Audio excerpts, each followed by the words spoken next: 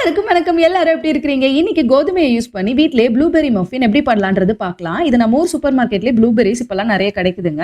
150 gram blueberry எடுத்துக்கோங்க. அதை 1 table spoon brown சுகரோட நல்லா மிக்ஸ் பண்ணி வைங்க. இப்படி சுகர்ல நீங்க கோட் பண்ணி வச்சீங்க அப்படின்னா அதோட புளிப்புத்தன்மை கொஞ்சம் கம்மியாகும். இப்போ தனியா ஒரு பவுல்ல 1/2 cup brown sugar, 1 teaspoon vanilla extract, 1/2 cup full fat milk எடுத்துக்கோங்க. 1/2 கப் உருக்கின வெண்ணையும் அது கூடவே சேர்த்துக்கோங்க.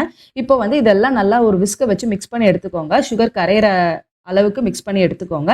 1/4 கப்பு வீட் ஃப்ளார் கோதுமை மாவு எடுத்திருக்கேன். இப்போ அதையும் இது கூட சேர்த்துட்டு 1/2 teaspoon baking powder, 1/4 teaspoon baking soda. இப்போ இதெல்லாமே நல்லா மிக்ஸ் பண்ணி எடுத்துக்கிட்டா ஒரு கெட்டியான ஒரு மாவு பதத்துக்கு வருங்க. இப்போ இது கூட 1/4 கப்ல இருந்து 1/2 கப்பு போல திருப்பியும் ஃபுல் ஃபேட் மில்க் சேர்க்கணுங்க. எதுக்கு முதலே 1 கப்பு சேர்க்கல அப்படின்னா நமக்கு எவ்வளோ பால் தேவைப்படும்ன்றது கடைசியாக தான் தெரியும். ஸோ பாதி ஃபர்ஸ்ட் சேர்த்துக்கிட்டு மீதி பாதியை கடைசியில் சேர்த்துக்கணும்.